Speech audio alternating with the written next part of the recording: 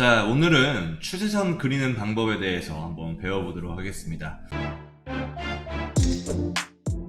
추세선이라는 것은 추세가 지지가 되고 저항이 되는 부분에서 라인을 그려서 미래의 지지와 저항선을 예측할 수 있게 해주는 선인데요. 추세선이라는 것은 실질적으로 모든 기술적 분석의 가장 기초가 되는 근원적인 기법이라고 보시면 좋을 것 같습니다. 모든 기법이 약간 뿌리가 되는 기법이죠. 그래서 오늘은 추세선을 그리는 방법과 더불어서 많은 분들이 추세선을 그릴 때 흔히 하시는 실수에 대해서 한번 짚어보도록 하고요. 또 그거를 개선할 수 있는 방법에 대해서 노하우를 한번 가르쳐 드리도록 하겠습니다. 먼저 추세선은 단기 추세와 장기 추세 이 두 가지로 나눌 수 있는데요. 단기 추세라는 것은 앞으로 짧은 미래의 움직임을 예측하는 방법이고요. 장기 추세라는 것은 최소 일주일, 진짜 길게는 몇 년까지 추세가 이루어질 수 있는 것을 예측할 수 있는 방법이라고 생각하시면 될 것 같고요. 실질적으로 이 장기 추세 안에 무수히 많은 단기 추세가 존재하고 있습니다.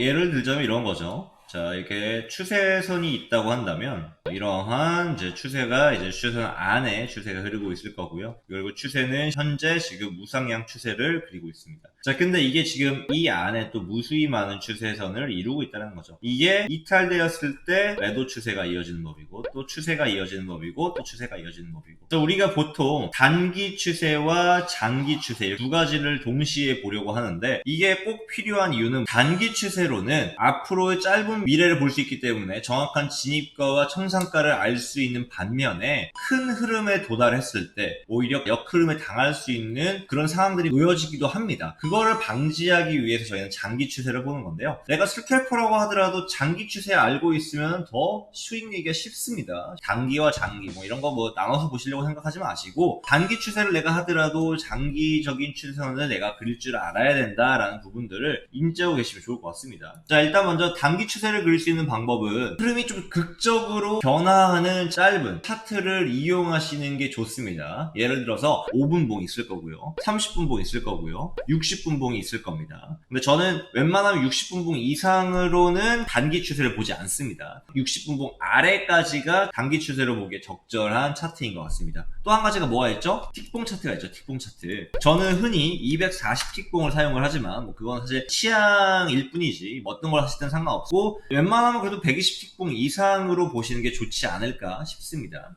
틱봉 차트와 분봉 차트, 분봉 차트 중에서도 60분봉 아래로 차트를 보실 때는 단기 추세를 찾아낼 수가 있다. 장기 추세는 보통 120분봉 이상 되는 숫자, 120분봉, 240분봉, 360분봉, 480분봉, 120을 배수로 썼어요. 그 이유는 시간으로 딱딱딱 떨어질 수 있기 때문에 저희가 거래하기 좀 더 편하고, 그리고 그 캔들이 형성되는 시간대에 흘러가는 시장의 움직임 변화를 찾을 수가 있기 때문에 이렇게 딱딱 떨어지는 게 좋은 것 같습니다. 뿐만 아니라 일봉 차트와 주봉 차트도 이용할 수가 있죠. 물론 월봉, 연봉도 가능하지만 보통 저 같은 경우에는 월봉과 연봉 차트는 잘 이용하지 않고요. 너무 큰 움직임이기 때문에 대략적인 흐름을 파악할 수는 있지만 진입가 청산을 하기 위해서 차트를 분석하는 거기 때문에 일봉 차트까지는 이용하시는 게 좋을 것 같습니다. 일봉 차트, 분봉 차트 중에서도 120분봉 이상 되는 걸 찾으시면 좋을 것 같고요. 자, 이제부터 추세선 그리는 방법에 대해서 알아볼 건데요. 추세선 그릴 때 딱 세 가지만 알고 계시면 좋을 것 같습니다. 세 가지. 자, 첫 번째가 뭐냐면 추세선은 항상 평행을 이룬다라는 겁니다. 추세선을 그리다 보면 많이 하는 오류가 뭐가 있냐면 이렇게 한번 만나는 경우들이 대다수고요. 이 처음 시작했던 추세의 시작보다 마지막이 더 벌어지는 경우, 이런 경우들이 좀 많습니다. 그래서 저희가 주의해야 될 건 뭐냐면 추세선은 항상 평행을 이룬다. 이 사이가 만나지도 않고요, 벌어지지도 않습니다. 이렇게 추세가 만나거나 혹은 벌어지는 이런 현상은 실질적으로 저희가 이거는 횡보라고 합니다. 횡보는 크게 세 가지가 있는데 벌어지는 횡보가 있고요, 좁아지는 횡보가 있고요, 일정하게 평행을 이루는 횡보가 있습니다. 저희는 추세를 찾기 위한 거니까 추세는 항상 평행을 이룬다. 또 한 가지 아셔야 될 거는 평행을 이루지 않음과 동시에 항상 기본 추세는 세 개로 이루어져 있다라는 겁니다. 상단과 하단과 중심 추세선으로 이루어져 있습니다. 많은 분들이 두 개로만 그리려고 하다 보니까 생기는 오류는 뭐냐면 이 안에 또 디테일한 움직임들을 잡아내기가 쉽지 않습니다. 그래서 세 개로 그리실 때 여러분들이 좀 더 다양한 각도에서의 저항과 지지선을 찾아낼 수가 있고요, 범용선이 좀 더 넓어집니다. 그래서 세 개로 활용하실 것을 추천해 드립니다.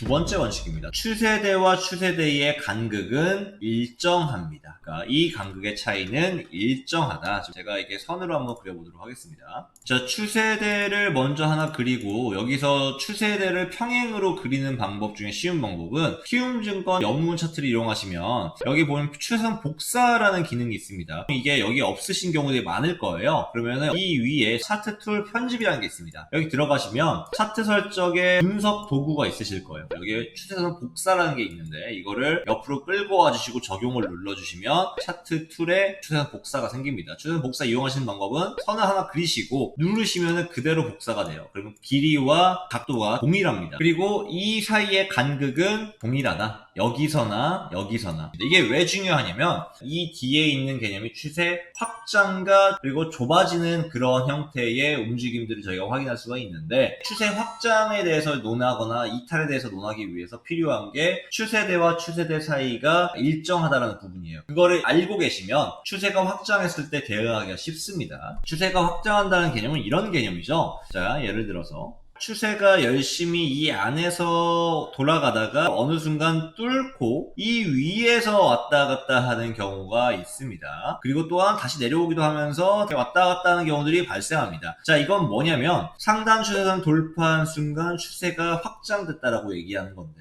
추세대와 이 추세대와 사이 간극과 이 추세대 사이 간극은 모두 동일합니다. 세 번째 원칙은 추세선이라는 것은 항상 현 파동의 고점과 저점이 전 파동의 고점과 저점을 돌파해야 된다라는 부분입니다. 자, 이렇게 추세선을 그렸을 때 지금 현재의 파동은 전 파동의 고점을 돌파하고야 내려옵니다. 그리고 역시나 이 파동의 고점은요, 이 전 파동의 고점을 돌파하고 나서야 내려옵니다. 현 파동의 고점과 저점이 전 파동의 고점과 저점을 돌파해야만 그리고 내려와야만 이 추세선이 유지된다는 거예요. 만일 이걸 돌파하지 못하고 여기서 다시 눌린다면 이건 추세가 아니라 이제 횡보가 되겠죠. 이걸 완벽하게 돌파하고 올라가야만 진정한 추세가 형성되는 겁니다. 그래서 이거는 뭐 매수 추세일 경우인데 매도 추세일 경우도 동일합니다. 추세선이 이렇게 있다라고 한다면 매수 추세선은 고점이 기준이었습니다. 매도 추세일 때는 저점이 기준이었겠죠. 전 파동의 저점을 지금의 파동의 저점이 뚫었는가 혹은 지금의 파동의 저점이 과거의 저점을 뚫었는가 이게 추세가 유지되고 말고의 기준이 된다. 이게 만약에 어떻게 되냐면 이걸 돌파하지 못하고 올라왔을 경우 추세가 깨져서 역추세가 나올 가능성이 높습니다. 이 추세가 저점과 고점이 전파동의 고점과 저점을 돌파하는지 확실하게 확인하셔야 이 추세선을 그리실 수가 있습니다. 그리고 추세선을 그리실 때 정말 많이 하는 실수 중에 하나를 가르쳐 드릴 건데요. 너무 이 꼭지점에 연연하셔서 꼭지점을 이어서 그리시려고 하는 분들이 계세요. 이렇게 그리시다 보면은 추세선이 만나버립니다. 만나버려요. 추세는 항상 편행을 이루기 때문에 이렇게 만나는 경우에는 추세라고 볼 수가 없다. 여러분들이 많이 하는 실수 중에 하나가 이렇게 꼭지점과 꼭지점에 너무 연연하셔가지고 그리시다 보니까 이 선들이 이렇게 만나버리는 거죠. 추세라는 것은 트렌드입니다. 트렌드. 전체적인 큰 그림의 동향을 보자는 거지 디테일하게 하나하나 따져서 보자는 게 아니에요. 진짜 전체적으로 올라가고 있는가, 전체적으로 내려가고 있는가를 보려면 미세한 것들을 다 반응해서 할 수 없습니다. 좀 꼭지점에서 벗어났다 하더라도 혹은 꼭지점이 아직 닿지 않는다고 하더라도 그리셔야 명확한 추세선이 그려질 수가 있습니다. 만약에 이게 닿지 않는 부분이 있다고 한다면 추세선 조금 좁혀보세요. 추세선 좁혀보시다 보면은 정확한 저항은 여기인데 저항이 밀려가지고 여기까지 내려온 걸 수도 있어요. 그걸 우리가 휩소라고 하죠. 저항이나 지지선을 밀고 내려오는 경우들 휩소까지 포함해서 그리시려고 하다 보면은 정확하게 추세선 그리실 수가 없습니다. 그래서 추세선을 그리려고 할 때 휩소를 날리셔야 됩니다. 그 부분도 인지하시면 좋을 것 같네요. 자, 오늘 제가 말씀드렸던 이 세 가지 방법과 그리고 주의해야 될 상황들 이것만 유념하고 계신다면 추세선 그리시는데 어려움 없이 그리실 수 있을 것 같습니다.